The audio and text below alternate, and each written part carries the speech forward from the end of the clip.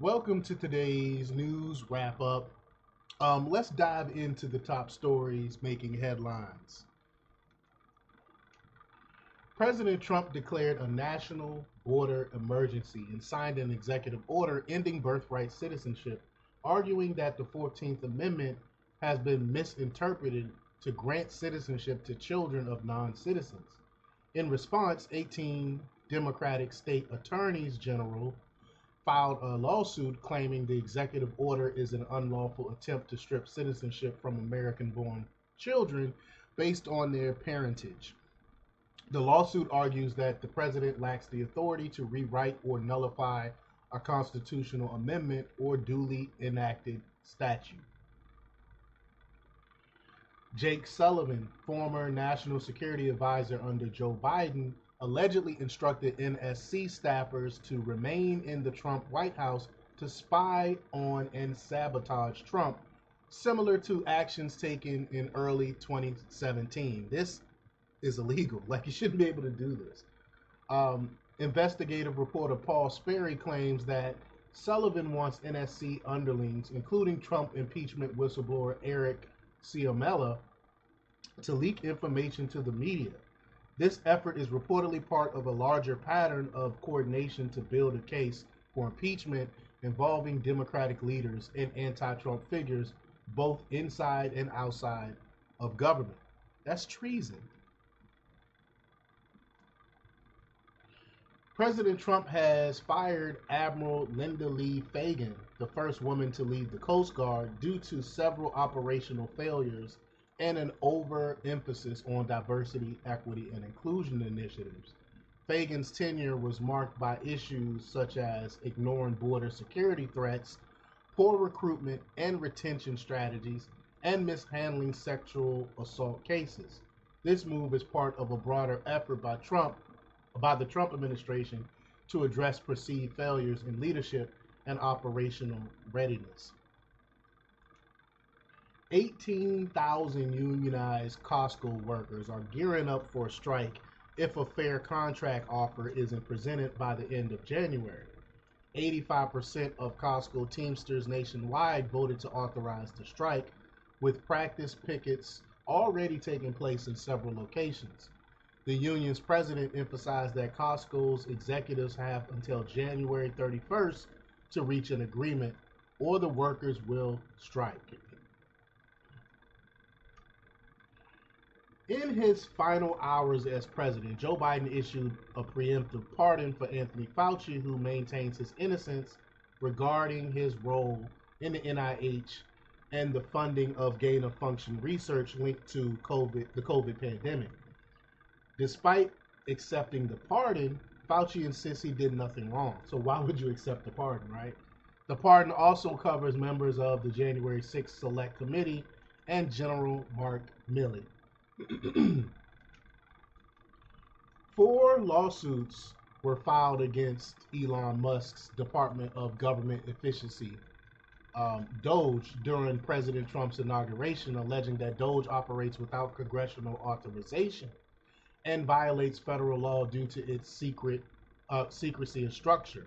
The lawsuit filed by various watchdog groups and unions claimed Doge fails to follow required procedures for federal advisory committees. The legal battle will focus on whether Doge meet the criteria of the Federal Advisory Committee Act. President Trump has signed an executive order suspending all U.S. foreign assistance programs for 90 days to review their alignment with his policy goals. The order states that the foreign aid industry is not aligned with the American interests and may destabilize world peace, and I would agree with that.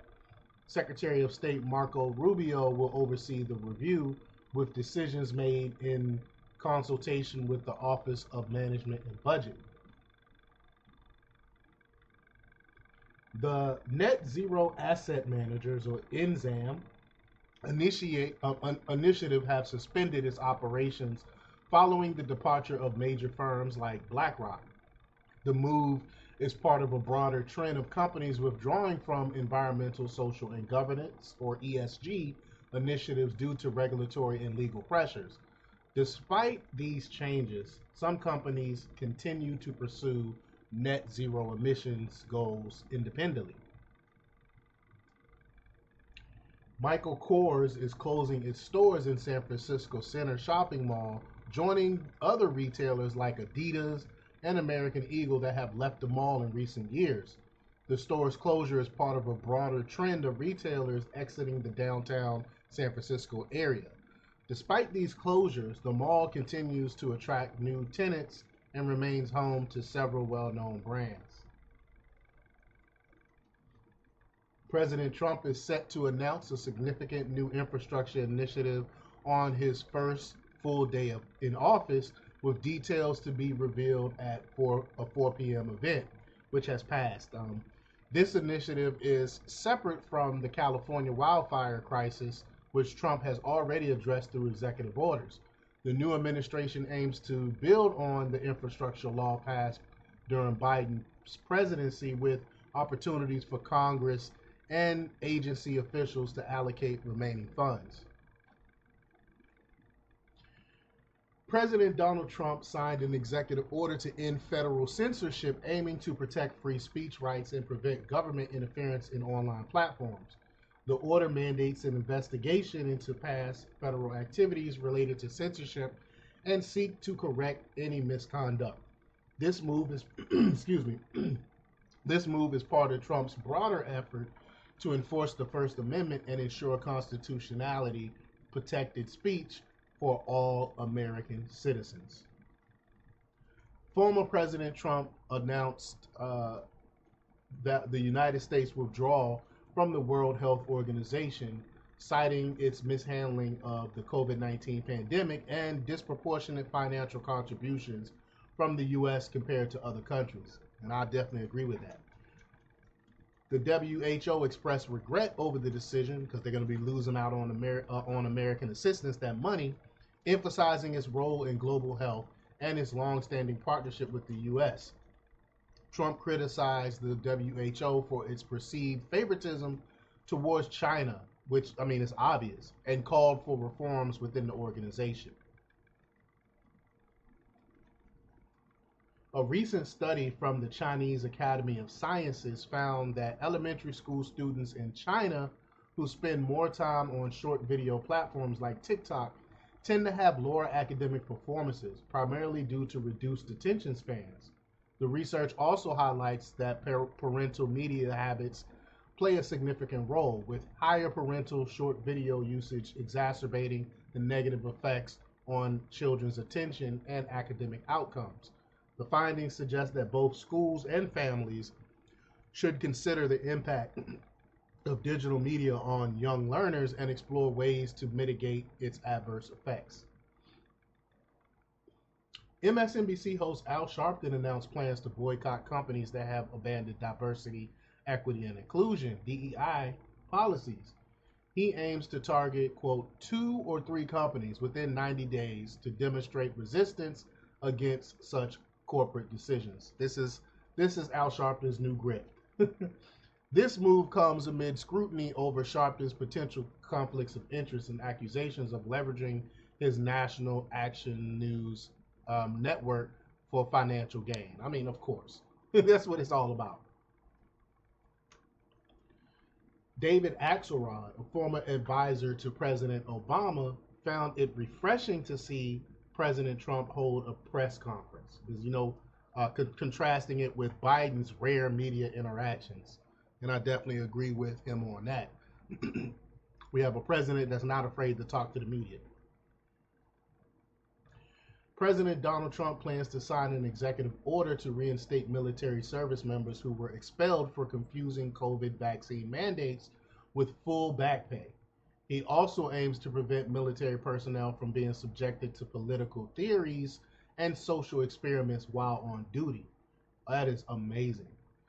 Additionally, Trump has promised to bring peace to Ukraine and in the Middle East and to avoid World War III. We just now found out how close we were to nuclear war under Biden. Russia came out and admitted that this week.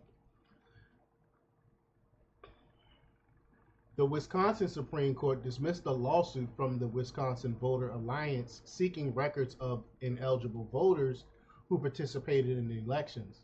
The court rejected the case on procedural grounds, noting that a lower appeals court had mishandled the case. The decision leaves open the possibility that the lawsuit could be refiled. And lastly, President Donald Trump has fired over 1,000 federal bureaucrats appointed by Joe Biden, citing their lack of alignment with his Make America Great Again vision. This move is part of Trump's broader effort to overhaul government accountability and enforce his America First agenda. The mass dismissals have sparked outrage among Democrats who warn of a potential loss of institutional knowledge and national security risks. That's all for today's news wrap up. Stay tuned for more updates and don't forget to like, share, comment, and subscribe for the latest in news. Until next time, peace.